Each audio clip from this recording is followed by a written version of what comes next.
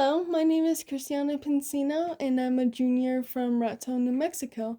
I'm an intern with Future Focused Education, and I'm also part of a youth led movement called Involvement, which helps to get vapes and nicotine out of towns in New Mexico and schools. And this is also what my podcast today is going to be about. I will interview one of my friends and a middle school teacher, and we'll talk about how vapes in a rural community like this are affecting students. So stay tuned, and I hope you enjoy. So our first guest is a local student from Raton High School, Kiara Martinez. How are you? Good, how are you? Oh, I'm doing good. So how common would you say vaping is in the school? I would say it's pretty common. I don't see a lot of it, but that's because the kids have learned how to be clever enough with it that they hide it. And like I know the ones that do it, and so I know like who to not be around, so that's probably why I don't see it, but it's obviously a problem because in just this week alone, and it's only Wednesday, but just between this week and last week, there's been 6 kids put in ISS for getting caught with their vapes. So it's definitely a problem. And what do you think attracts people our age to vaping? I think that it's probably, honestly, I don't know. But I think a lot of it has to do with the way that they market it, because these companies that make it, they know like what kind of stuff kids our age will go for, and so they market everything very specifically to our age group. Like it's the flavors and stuff like that they come out with that pull people into it, and they know that, and so I think it's all in the marketing, honestly. Okay, so have you ever felt pressure from friends to try and do this stuff? No. I also, like I said earlier, I know which kids do it, and so I know how to stay away from it. And also, I mean, like, I have probably like 2 friends in the school anyway, and you're one of them, so. So yeah, I kind of stay away from those crowds that do it so that I don't have to deal with it. But I think that that's definitely another big reason why people get attracted to it, is that they fall in with the wrong crowds, and then as a means of trying to fit in, that's where they turn. And do you think this school and just this town in general is educating people like us about vapes enough? I don't think so, because all I hear all the time is, it's not allowed, don't do it, don't do this, don't do that. And so all I hear is like the negative reinforcement, but there's never any positive reinforcement going towards it of like, this is why it's dangerous. This is why we tell you not to. This is why you shouldn't do it. There's never been a presentation or anything like that in the school or in the community. And I think if there was to be, I think that maybe like at least everyone would be a little bit better educated about it. Doesn't mean that they would listen, but at least that they would know, So, so you mentioned a while ago before we started recording how bad the vapes were. Like not this year. How has it changed since last year? Honestly, I don't really pay attention that much. But I think I really can't speak to it because I don't pay attention to it that much. But I know it's definitely a problem. If I were to do some digging around and ask some of the admin, I'm sure we could get some statistics on it from them. But I know that like it's definitely there, and it's definitely a problem. I think there is some of it has gotten better a little bit, just because some of those kids were seniors last year, so now they've graduated, and so it's less bad. Like I know last year when I would go to lunch, I would always catch a group that would sit in the back corner of the cafeteria where nobody could see them by the bathrooms, and like sit there and eat their lunch and hit their vapes the whole time. I haven't seen as much of that, but also I know that it's still a problem just based on what I've seen just in the last 2 weeks alone with like the 6 kids getting put in ISS, and I've seen some other stuff that I've had to report here on campus before to the administration. So I know it's a problem. I just don't know exactly like how bad it is compared like this year compared to last year. And what do you think school administration and staff could do to stop this? I think that honestly, I think they're doing everything that they can, but it's one of those things. It's so hard to get ahead of because these kids are so clever with it because they know so well how to hide it that I think it's hard for them to get ahead of, but I know that they're really trying hard to crack down on it and they're doing everything that they can. So I really don't think that there's anything that they could do better. I think that they just need to keep going as they are and kind of just keep hitting on it and being like, like, hey, don't, and like just keep coming down on these kids and keep being strict about it. And then they're obviously not going to be able to wipe it out entirely. I mean, some of the worst of it is with the 7th and 8th graders, which is absolutely blows my mind because these kids are like, they're babies. They're like 12 years old, some of them, and they're doing this. And I'm like, oh my God, like, how are y'all even getting your hands on this stuff? Like, they're babies. And so obviously that's going to be a battle because it's so bad with some of them. And they're the ones that are going to be coming into 9th through 12th grade here soon. But I think that if they can get it, the administration is really doing everything that they can. And so them just keeping up with it and keeping up their, I don't want to say regime, but that's kind of what it is. I feel like it's about like a wrong word to use for it, but that's kind of the best word I can come up with right now. So for lack of a better word, if they keep up with their regime, then I think obviously they're not going to be able to totally eradicate it, but they can help improve it. Sorry, that was kind of a long rant. No, you're good. So, what would you say to anyone listening who's dealing with vapes or who's like you, just is around them but isn't gonna fall? If you see it, report it. That's honestly the best thing I can say is like I know that like in our school they have like a stop it app so you can make anonymous reports about stuff like that and it goes straight to the admin and nobody knows like who made it. So like if you see it, like that's a good way to report it. You can always report it to admin. And so if you, like I said, like if you see it, report it. And if you are like extroverted enough and like out there enough that you want to be proactive about it in your school, definitely do because honestly, not even just about the vapes, but like just marijuana and tobacco usage in general. Like if you see it in your school and you're proactive enough about it, then do something about it because statistically, and I'm going to go off on another rant here, just a heads up, statistically, teenagers are the ones that are the most likely to get addicted to that stuff. And personally, I have like I swore to myself a long time ago, like I will never touch like a cigarette in my life because of what happened to my grandpa. And I don't mind telling this story. So if you want to put this on the podcast, I don't actually care because I've told this story before. When I was a baby, I was like a year and a half old when my maternal grandfather passed away, and it was sudden and for unknown causes, but my mom has maintained all these years that it was probably because of how much he smoked whenever he was younger, because his two younger brothers, both of them are still alive. Neither one of them ever touched a cigarette in their lives, and they're still here, and he died when he was like 62, I think. And so because of what happened, and then like probably about a year or two later, smoking almost killed my other grandpa too because he had a really close call. And so because of that, I've sworn to never touch a cigarette in my life, and chewing tobacco is just as bad. One of my dad's cousins died from mouth cancer because he chewed too much whenever he was younger. He was in his 30s, I think, when he died.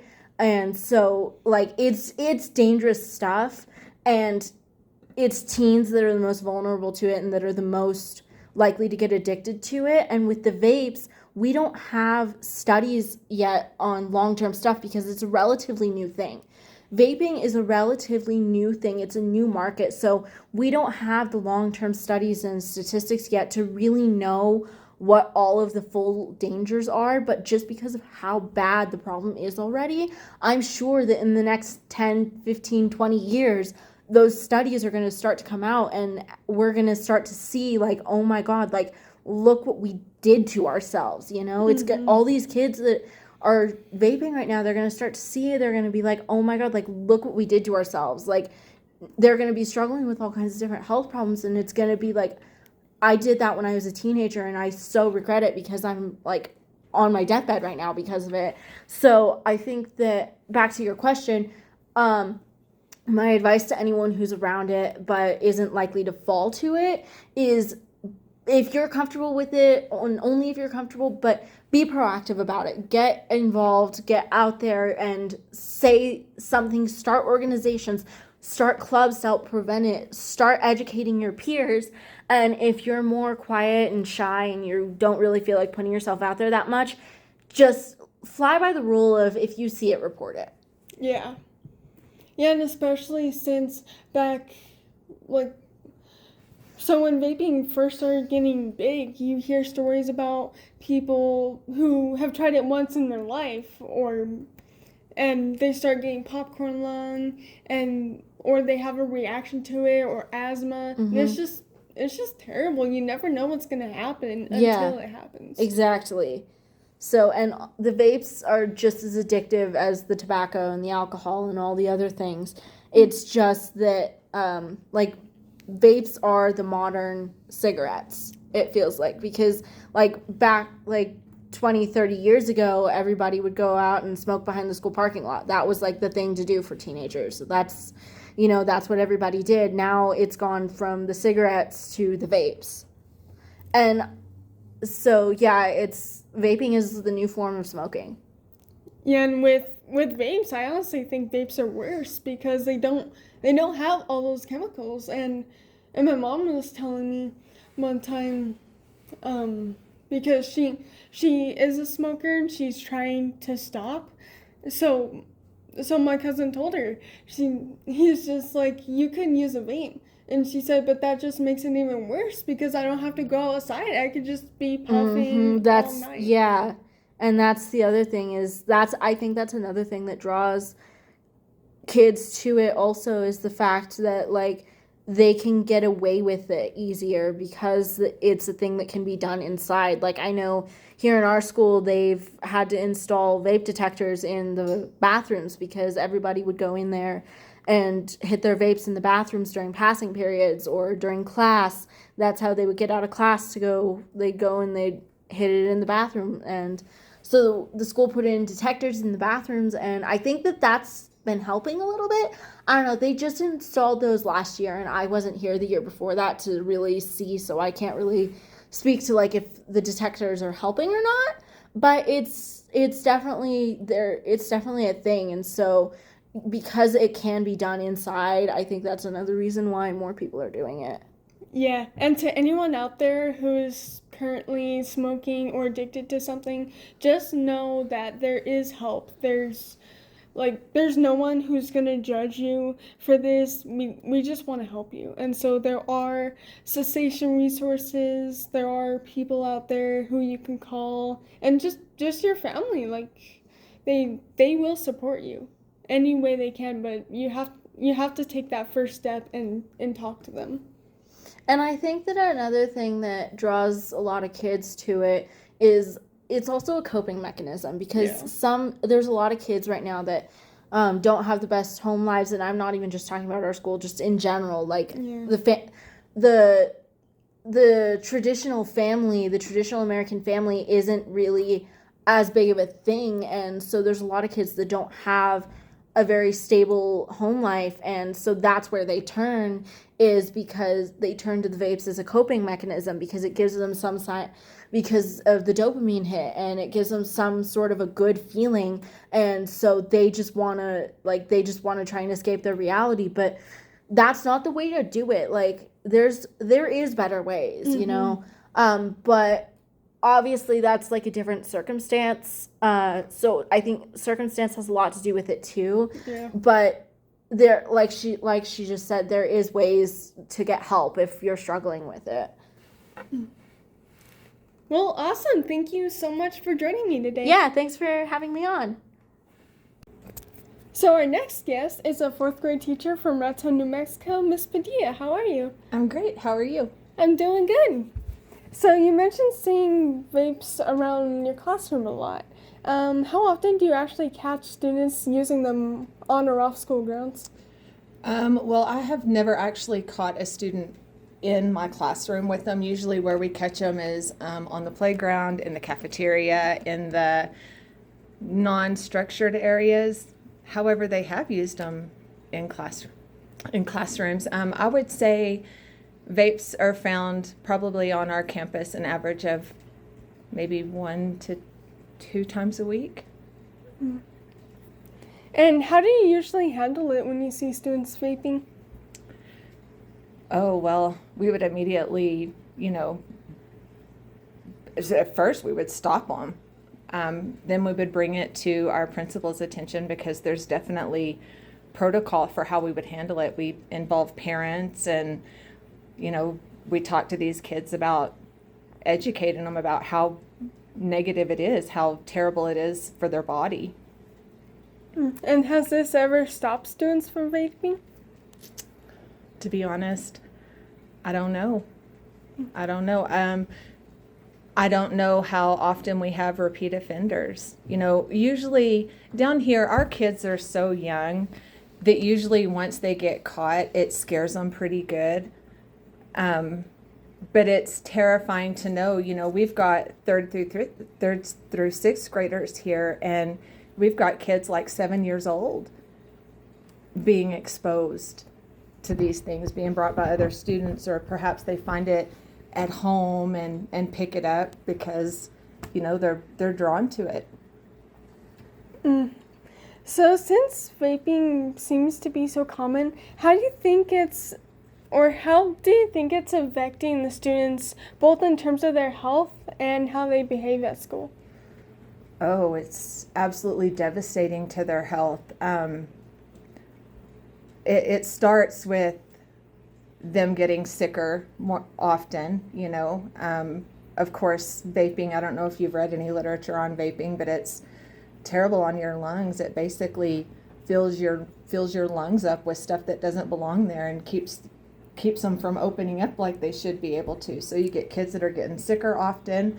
In terms of behavior, it would make them definitely more secretive.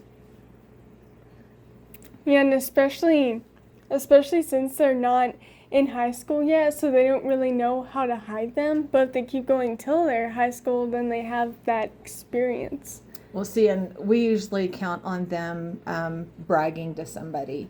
Usually they've got to show it off to somebody. So we usually are very fortunate, and most of the time we catch them before they're actually puffing on them.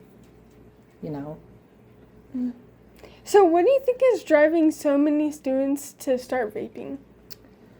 The availability, the flavors, having people in the home that vape, and just having that opportunity. I mean, it's so easy to get. It's so easy to disguise.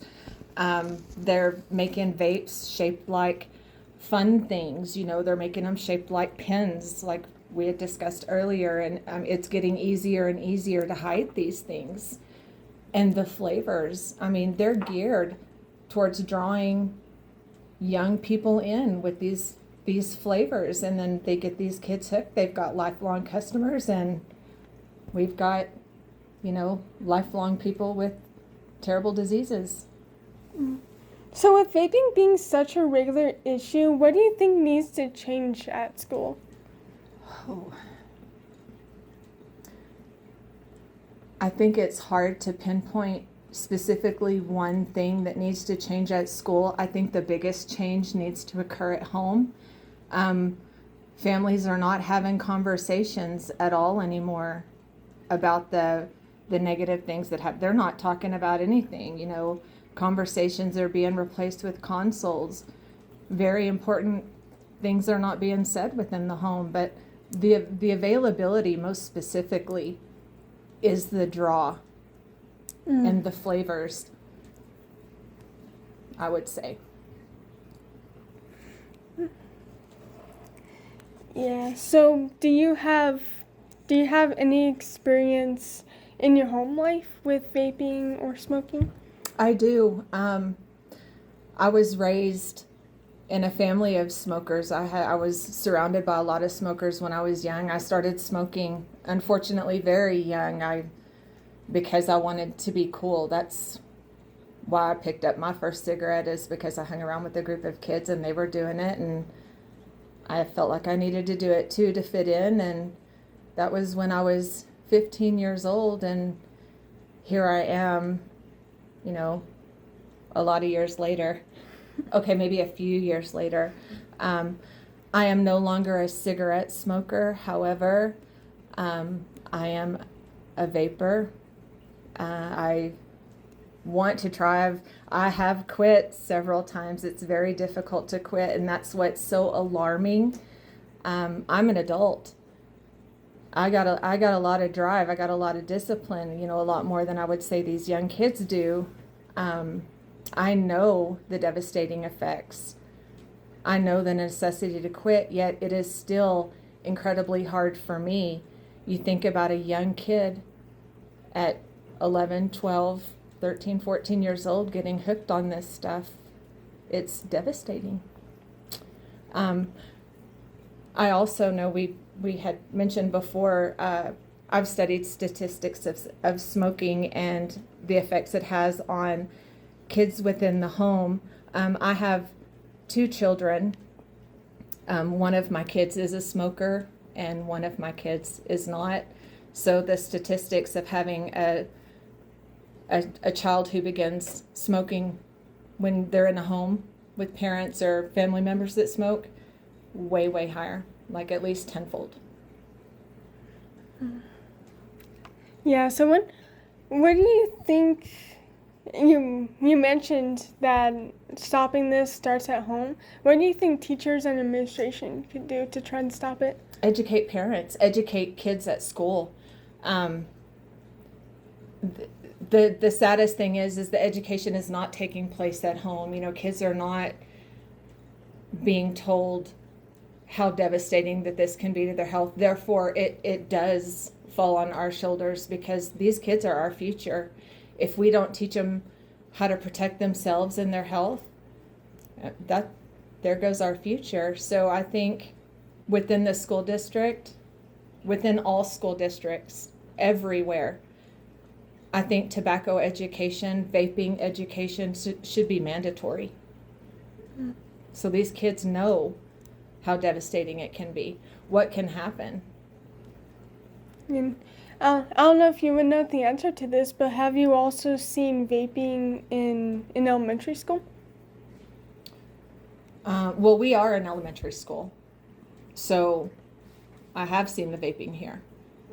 I have personally, with students in the past, discovered kids with vapes in their backpack that had been vaping on campus, had shared it with other students, which it is just a whole host of alarming things. I mean, they're not only getting their hands on it because it's available, but they're bringing it to school and they're sharing it with other kids, which is terrifying. So you mentioned that you've seen it in the past. Well, I went to school here, and I think I was in your class, 2018.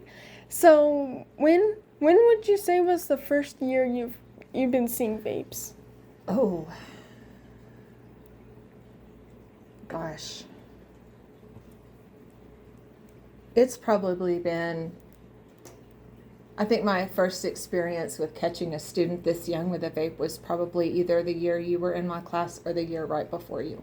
Wow, that early? Mm-hmm. Wow. Mm-hmm. And that was when I was teaching 5th grade. I mean, you have to keep in mind, I'm a 4th grade teacher now, and we have actually caught students in the 4th grade with these devices.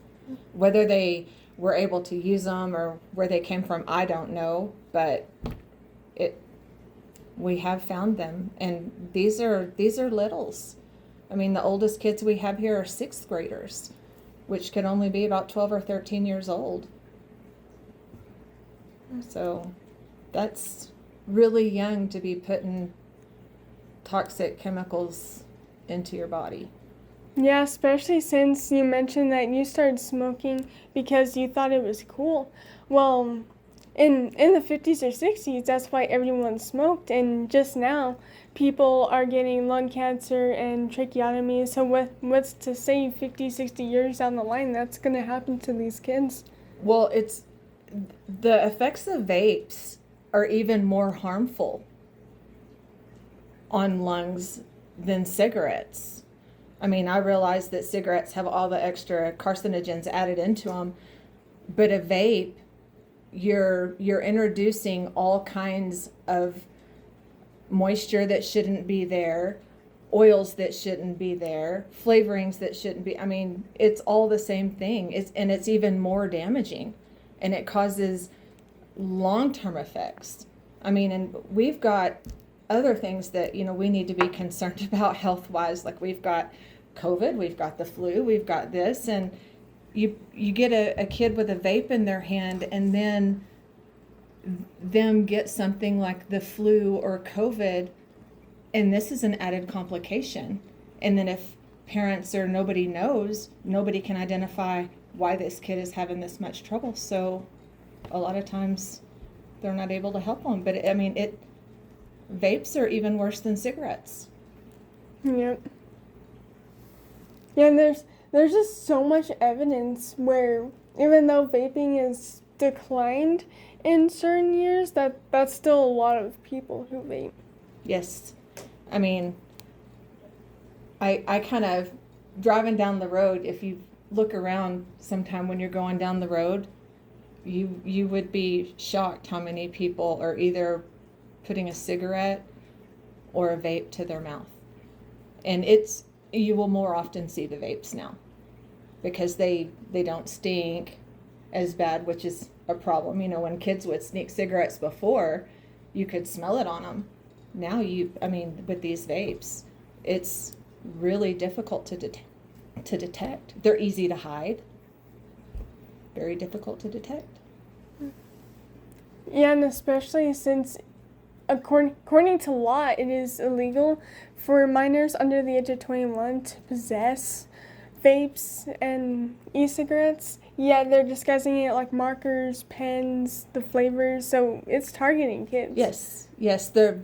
The marketing is toward kids because then you get lifelong customers. That's exactly what they want. You hook them young, and then you have a customer for the whole rest of their life because, like I said before, it is incredibly difficult to quit smoking, even to quit vaping, because it's the nicotine that you're addicted to. So what advice would you have not only for kids, but just people in general who are smoking or vaping and are trying to quit? Get help. Because there's all kinds of help that you can get. I mean, there's hotlines that you can call.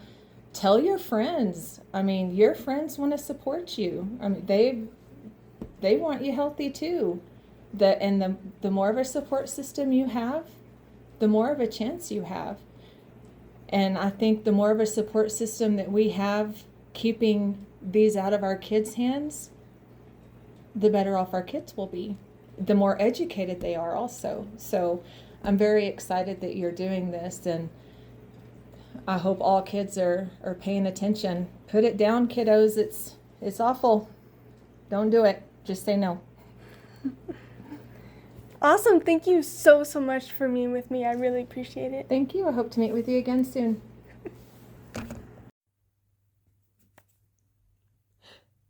Thank you so much for watching this podcast, and I really, really, really hope that it not only brings light to this issue, but also helps you if you're struggling. And if you like this podcast, be sure to watch other podcasts my colleagues have made, and I'll see you in the next one.